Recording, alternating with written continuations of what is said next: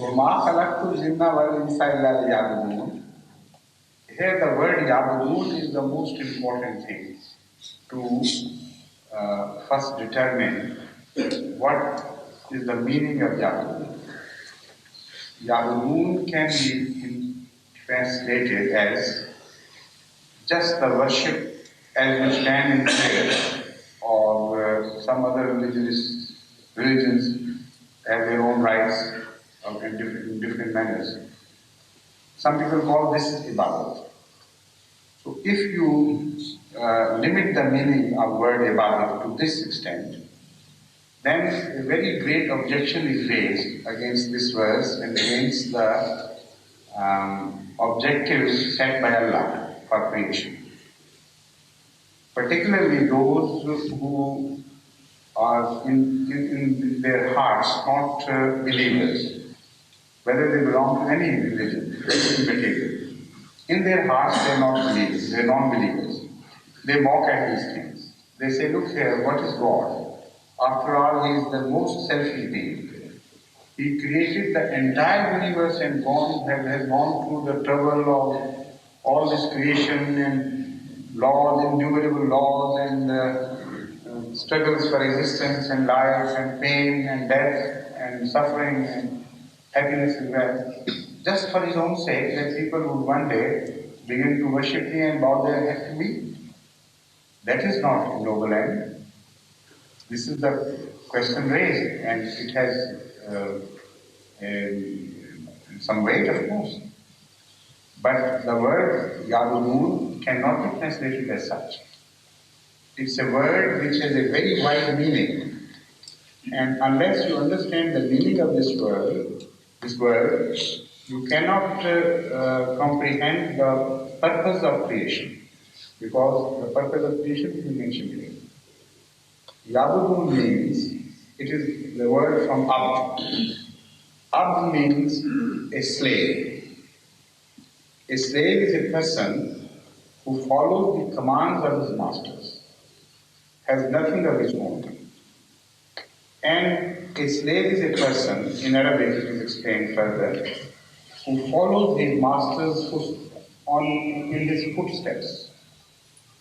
Ta'abbada means a path which has been so heavily traveled that you find deep marks of footsteps. So somebody who follows some other being with a religious devotion and meticulously never goes astray, he is the Abd who has followed somebody. So when God says Yabudun, it means I have created you to follow Me and try to catch up with Me. And when you understand this word, try to catch up with Me, you know that He is a receding phenomena from you. He is not a limited being who can be placed here or there. It's an unlimited travel into excellence, from the lowest position to the highest. And that highest is not determined in terms of limitations.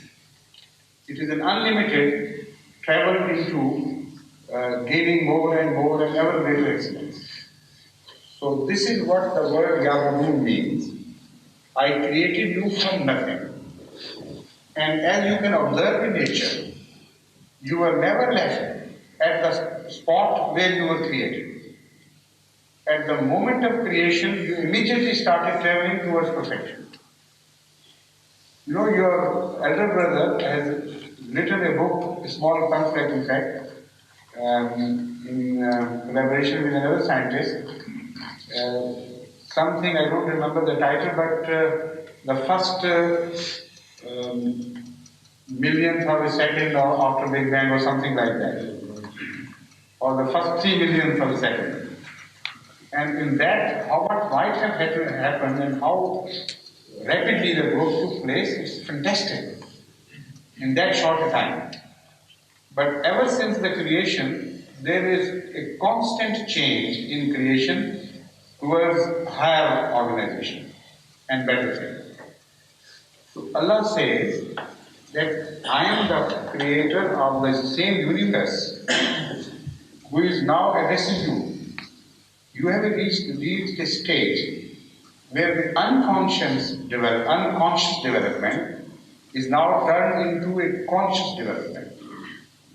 Previously, you developed because of the willy-nilly, whether you wanted or not. And you are compelled to go on traveling towards me, to a higher being.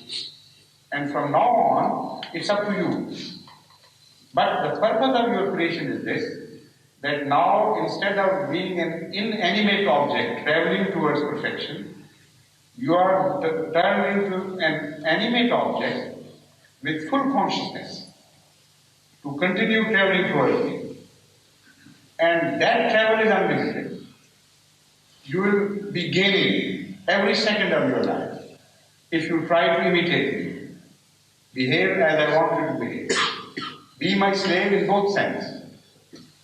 Listen to my dictates, and because I am knowledgeable and I know what is better for you, if you follow me in the sense that you obey my orders, even then you will improve. And if you follow me in the sense that you try to imitate my attributes, try to be Rahman, try to be Rab, try to be Malik Yawmiddin, and so on and so forth, then you will improve again. So you will not stay at one single moment, you won't have a stale moment in your life. So that is the meaning of ibadah. And now once you understand that meaning, immediately the whole prayer is understood by you. Because everything you say or do in the prayer is an exercise in the direction of Allah. And it's so full of meaning and philosophy once you understand the meaning of prayer. So ibadat is this ibadat which is mentioned by Allah. And as far as that objection is concerned, that Allah has done it for His own sake, for His selfish end, this has been totally denied by Allah in another place. It says that if you, all of you, pay no respect to me whatsoever, are completely broken away from me, have no contact, not a semblance of a contact, what will happen? You will begin to decay, but nothing will happen to me.